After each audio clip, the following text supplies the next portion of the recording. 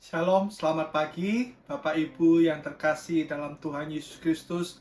Kita bersyukur kembali di pagi hari ini Tuhan memberikan kesempatan bagi kita semua untuk kita menjalani kembali satu hari lagi bersama-sama dengan Tuhan tentunya. Oleh karena itu Bapak Ibu, kita sadar betul kita perlu selalu pimpinan dan tuntunan Tuhan. Tuhan menuntun hidup kita melalui Roh Kudus-Nya dan juga melalui firman Tuhan yang kita dengar, yang kita renungkan setiap hari. Karena itu Bapak Ibu, mari kita pelengkapi hari ini juga hidup kita dengan firman Tuhan. Sebelum sama-sama kita mendengarkan firman Tuhan, saya ajak kita tundukkan kepala, kita satu dalam doa. Segala puji syukur, terima kasih buat kebaikan Tuhan kembali di pagi hari ini Tuhan. Tuhan memberikan kesempatan bagi kami untuk kami menjalaninya. Karena itu biarlah Tuhan lengkapi hidup kami dan penuhi hidup kami dengan kebenaran firman Tuhan. Ajari kami Tuhan dan tuntun langkah-langkah kami. Urapi hamba-Mu dalam menyampaikan isi hati-Mu, supaya setiap kami yang mendengar, bahkan hamba-Mu yang menyampaikan, diberkati oleh firman Tuhan. Terima kasih Bapa, kami serahkan dari awal hingga akhirnya, di dalam nama Tuhan Yesus Kristus kami berdoa dan kami mengucap syukur. Amin. Baik, Bapak Ibu Saudara-saudara yang terkasih dalam Tuhan, hari ini kita akan mendengar satu tema, Tuhanlah Pembelaku. Ya. Kita buka di dalam kitab Roma, surat Roma pasal 8, kita akan baca ayat yang ke-33 sampai dengan 34. Ya, saya ulangi, Roma pasal 8, ayat 33 sampai dengan 34. Dikatakan demikian firman Tuhan. Siapakah yang akan menggugat orang-orang pilihan Allah yang membenarkan mereka? Siapakah yang akan menghukum mereka? Kristus Yesus yang telah mati, bahkan lebih lagi yang telah bangkit, yang juga duduk di sebelah kanan Allah, yang malah menjadi pembela bagi kita. Amin.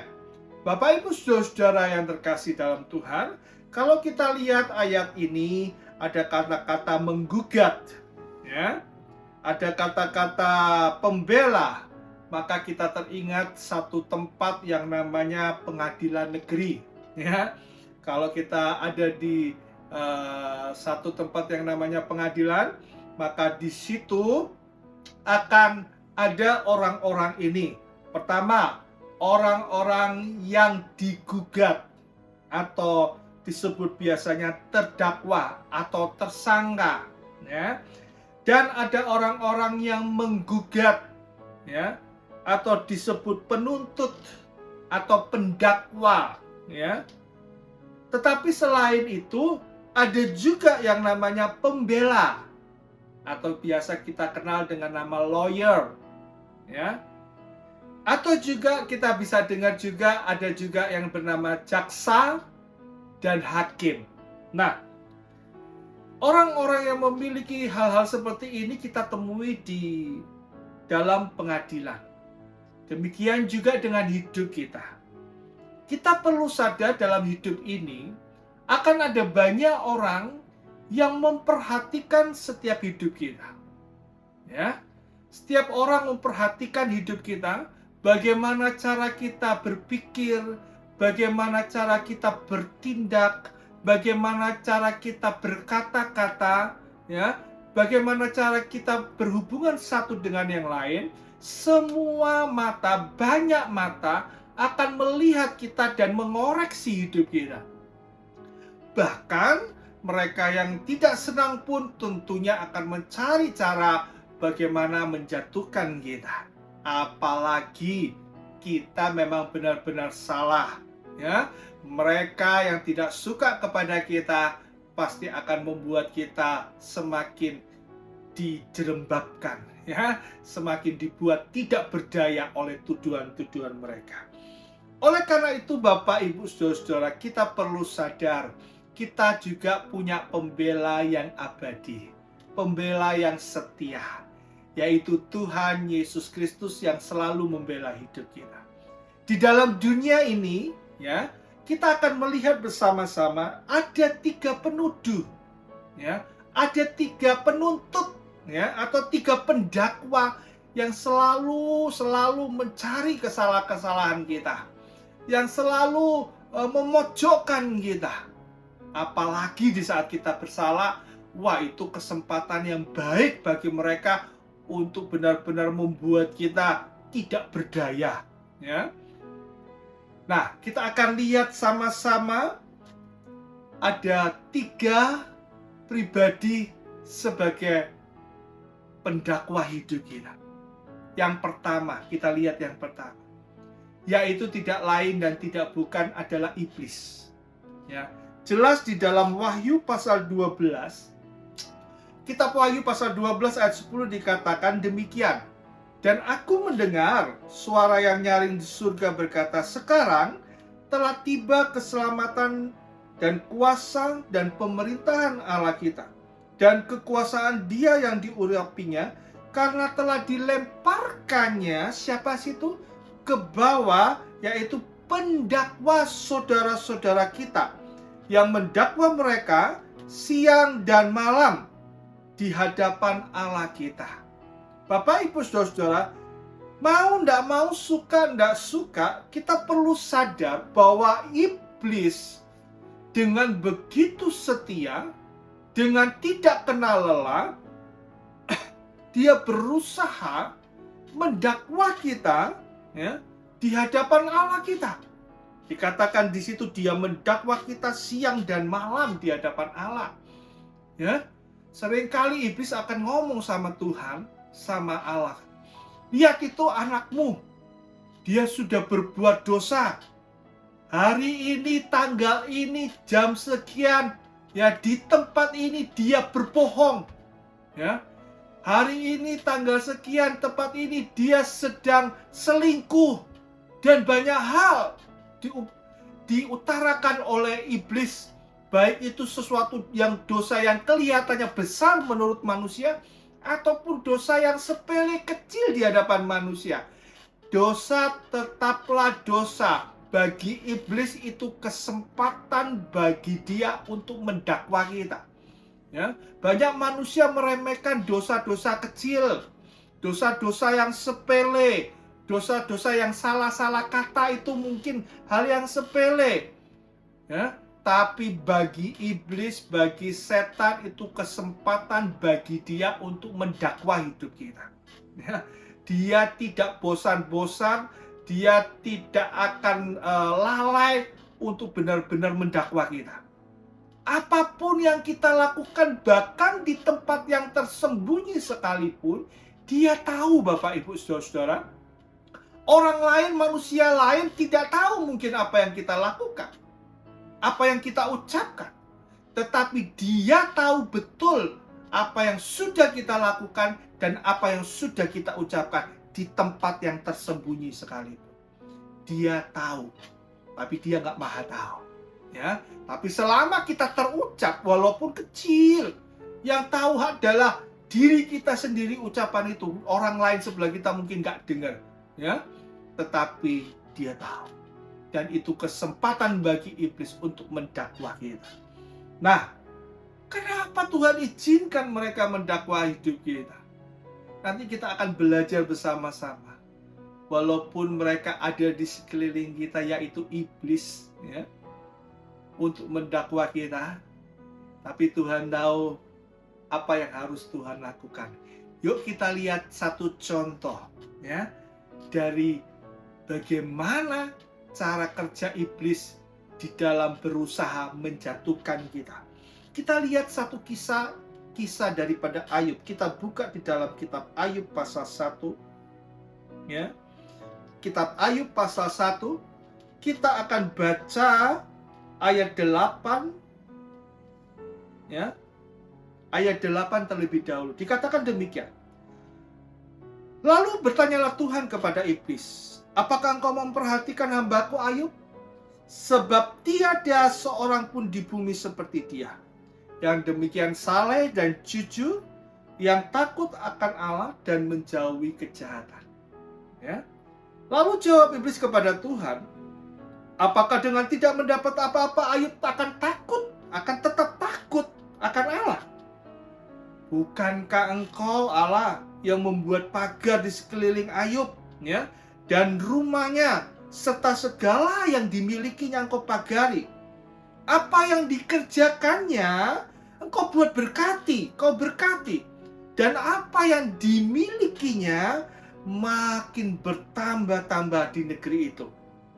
Tapi coba ulurkanlah tanganmu dan jamalah segala yang dipunyainya, maka ia pasti akan mengutuki engkau di hadapan. Maka firman Tuhan kepada iblis, nah, segala yang dipunyainya ada dalam kuasamu. Hanya janganlah engkau mengulurkan tanganmu terhadap dirinya. Kemudian pergilah iblis dari hadapan Tuhan. Perhatikan di sini. Ketika Tuhan berbicara kepada iblis, dia menyatakan, lihat, engkau lihat hambaku Ayub. Dia benar-benar hamba yang tulus di hadapanku. Dia hamba yang saleh, jujur, takut akan Allah, menjauhi kejahatan. Firman Tuhan katakan demikian. Ayub dipuji Tuhan di depan iblis. Tetapi apa? Ini bukti bahwa iblis ini pendakwa ulung, ya. Pendakwa ulung, ya. Dia mencoba mencari celah untuk bisa mendakwa setiap anak-anak Tuhan. Maka si iblis jawab, Tuhan, ya pantas karena Ayub engkau lindungi, ya. Harta bendanya engkau lindungi, rumahnya engkau lindungi, apa yang diperbuat dia engkau buat berhasil, harta kekayaannya bahkan bertambah banyak. Pantas Tuhan, kalau semua diberkati seperti itu, mereka nggak mengutuki, pantas. Tapi coba, kata iblis, coba semua itu diambil, engkau nggak melindungi, kau biarkan aku ambil semua itu, dia pasti akan mengutuk engkau. Ya, apa kata Tuhan? Silakan. Tapi ingat, jangan kau apa-apakan tubuhnya. Jangan kau sentuh tubuhnya. Perhatikan, iblis selalu mendakwa hidup anak-anak Tuhan. Dia mendakwa untuk menjatuhkan kita, membuat kita bersalah di hadapan Tuhan. Itu tujuan iblis mendakwa kita. Tetapi kita perhatikan di sini, Tuhan izinkan iblis mendakwa anak-anaknya, ya, membuat anak-anaknya susah. Tetapi perhatikan, ini kasih setia Tuhan yang tidak akan pernah berubah untuk selama-lamanya. Tuhan selalu memberikan batasan yang tegas kepada iblis sampai di mana dia bisa berbuat kepada anak-anaknya. Artinya, Tuhan tetap di dalam kondisi apapun kita, ya, di dalam cobaan yang diizinkan Tuhan melalui iblis bekerja, ya, Tuhan tetap memberikan batasan yang jelas, ya. Tuhan tetap melindungi kita dari sesuatu yang tidak bisa kita pegang ataupun kita tanggung dalam hidup ini. Oleh karena itu Tuhan ngomong sama iblis, silakan kerjakan sesuatu kepada Ayub, tapi ingat ya, jangan sentuh tubuhnya, dan benar habis semua. Tapi kita lihat apa yang Ayub katakan di ayat yang ke-20 sampai 22. Dikatakan, maka berdirilah Ayub, ya, mengoyak jubahnya dan mencukur kepalanya. Kemudian ia sujud dan menyembah. Ketika semua hartanya habis, ada yang dicuri, ada yang dibunuh, ya, bahkan anak-anaknya mati seketika dalam satu hari. Dikatakan Ayub memang sedih, ya, dia mengoyak jubahnya, mencukur kepalanya. Kemudian apa yang dilakukan Ayub? Dia bukan menghujat Tuhan, dia sujud menyembah. Kemudian ayat 21 luar biasa yang dikatakan, Dengan telanjang aku keluar dari rahim ibuku. Dengan telanjang pula aku akan kembali ke dalamnya. Tuhan yang memberi, Tuhan yang mengambil. Terpujilah nama Tuhan. Perhatikan apa yang dilakukan Ayub. Di tengah-tengah kondisi seperti itu, Ayub tidak tidak protes Tuhan, tidak marah kepada Tuhan, tetapi yang dilakukan Ayub, dia koyakkan jubahnya, ya, dia cukur kepalanya dan dia menyembah Tuhan. Artinya, justru dalam kondisi seperti itu, Ayub merendahkan hatinya di hadapan Tuhan. Ya, bahkan dia katakan sepenuhnya, dengan penuh kesadaran dia ngomong sama Tuhan, Tuhan, dengan waktu aku datang dalam dunia ini, aku telanjang gak bawa apa-apa.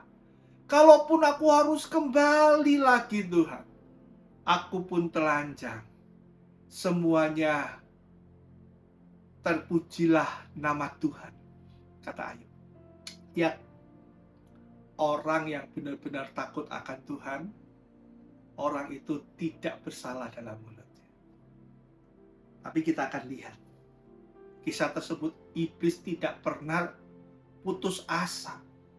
Sekali lagi dia berhadapan dengan Tuhan di ayat yang kedua, pasal yang kedua, Ayub pasal 2. Kembali dia ngomong sama Tuhan, iya, pantas dia masih tetap setia kepadamu karena engkau biarkan tubuhnya, engkau lindungi tubuhnya, coba tubuhnya berikan kepadaku, pasti dia akan mengutuk engkau. Sekali lagi Tuhan izinkan, ya, Tuhan izinkan sama iblis, silakan kamu apakan tubuhnya, silakan, tapi sekali lagi Tuhan berikan batasan yang tegas di hadapan iblis, jangan engkau pegang nyawanya, jangan sentuh nyawanya, ya. Dan singkat cerita, Ayub kena borok yang begitu menyakitkan, ya. Sampai istrinya ngomong, Ayub, masihkah engkau setia kepada Tuhan Allahmu? Lebih baik engkau kutuki dia, dia sudah gak sayang kepadamu, kutuki dia, dan lebih baik engkau mati daripada engkau menderita, kata sang istri. Tetapi apa yang Ayub katakan? Hei istri, kamu itu berbicara seperti perempuan gila, kata Ayub. Engkau berbicara seperti perempuan gila. Masakan kita mau terima yang baik dari Tuhan, sementara yang tidak baik kita gak mau terima? Sekali lagi Ayub tegas ngomong dengan benar. Kalaupun kita mau terima yang baik, kalau Tuhan izinkan yang gak baik, ya harus kita terima. Bapak Ibu, iblis akan mendakwa kita. Iblis akan mencari celah dalam hidup kita. Tapi dia Allah yang membela hidup kita. Dengan cara apa? Dia memberikan batasan yang jelas. Tuhan tahu kekuatan kita masing-masing. Tuhan mengerti sampai di batas mana kita mampu bertahan.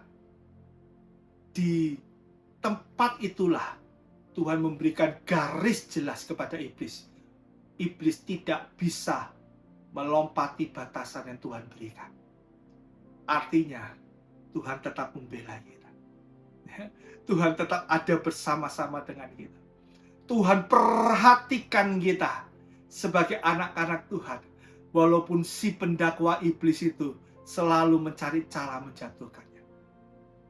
Tapi yang menjadi pertanyaan, mungkin kita bertanya, kok Tuhan izinkan sih si iblis ini mendakwa Ayub, mendakwa orang-orang percaya, mendakwa supaya kita sengsara? Kok Tuhan izinkan? Saya mau kasih tahu, iblis mendakwa kita, membuat kita sengsara supaya kita jatuh.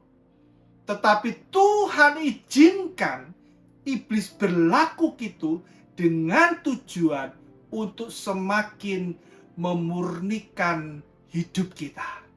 Ya. Ayub yang awalnya seperti emas, orang melihat tidak ada orang yang sesaleh Ayub. Ya, bahkan Tuhan sendiri mengakui kesalehan Ayub. Ya, tetapi di balik itu semua Tuhan juga tahu masih ada buih-buih kotoran yang harus dibersihkan dalam diri Ayub. Oleh karena itu Tuhan izinkan para pendakwa, yaitu iblis itu, untuk memurnikan kita. Tuhan izinkan. Sehingga kita lihat di situ. Kita lihat di situ. Pada akhirnya, kalau kita buka di dalam kitab Ayub, pasal 42 ayat yang kelima dikatakan, hanya dari kata orang saja aku mendengar tentang engkau, tetapi sekarang mataku sendiri yang memandang engkau. Perhatikan. Tapi sekarang mataku sendiri memandang engkau. Artinya, Ayub mempunyai pengalaman yang baru di dalam Tuhan. Artinya dia semakin mengenal Tuhan. Ya, bahkan dikatakan Ayub itu orang yang sombong sebenarnya dalam hatinya. Ya, kalau kita baca ayat-ayat sebelumnya, dikatakan waktu 3 sahabatnya menuduh Ayub berbuat yang nggak benar. Ayub ngomong gini sama ketiga sahabatnya, dengarkan, lebih berharga anjingku daripada ayah-ayahmu, bapak-bapakmu. Ya, lebih berharga anjingku. Ayub bisa membandingkan orang tua dari ketiga sahabatnya itu tidak sebanding dengan anjingnya Ayub. Betapa sombongnya ya Ayub. Ya, ternyata di dalam diri kesalehan Ayub, ternyata Ayub masih punya sebercik kesombongan itu. Dan Tuhan harus korek. Tuhan harus keluarkan kesombongan itu. Tuhan harus murnikan. Dengan cara apa? Tuhan izinkan pendakwa itu untuk berbuat yang tidak enak bagi Ayub. Sehingga pada akhirnya kita lihat, dulu aku melihat engkau dari kata orang, tetapi sekarang aku melihat dengan mata. Bapak Ibu, Tuhan izinkan ada pendakwa dalam hidup kita yang selalu melihat kita, mencari kesalahan kita. Tapi kita perlu sadar, Tuhan itu pembela kita. Dia tidak akan meninggalkan kita. Dia selalu ada di samping kita, dan Tuhan selalu melakukan yang terbaik bagi hidup kita. Tuhan Yesus memberkati. Satu dulu, kita dengar orang pribadi yang mendakwah anak-anak kita, yaitu dari iblis. Kita akan dengarkan di minggu berikutnya, siapa lagi yang mendakwa kita. Ya, tapi biarlah kita sadar, Dia Allah yang baik. Dialah Allah yang selalu membela hidup kita. Amin. Tuhan Yesus memberkati kita semua. Saja kita tundukkan kepala, kita satu dalam doa. Segala puji syukur, terima kasih Tuhan. Kami mendengar kebenaran firman-Mu hari ini. Engkaulah pembela kami yang setia. Engkau tidak tertidur dan Engkau tidak terlelap. Tuhan, Engkau izinkan iblis mendakwa hidup kita. Engkau izinkan iblis membuat kita tidak melewati masa-masa yang tidak enak. Tetapi kami tahu Tuhan, Tuhan izinkan itu. Sebenarnya Tuhan ingin memurnikan hidup kami semakin indah di hadapan-Mu. Mari Tuhan, tanamkan firman-Mu itu dalam setiap hati kami, supaya tidak kami goyah atas setiap janji Tuhan. Kau berkati setiap anak-anak-Mu hari ini Tuhan. Apapun yang dilakukan, dikerjakan anak-Mu, tetap ada dalam pimpinan Tuhan. Terima kasih Tuhan. Inilah doa kami peralaskan dalam nama Tuhan Yesus Kristus. Kami sudah berdoa dan mengucap syukur. Haleluya. Amin. Selamat pagi Bapak Ibu. Tuhan Yesus memberkati kita semuanya. Haleluya.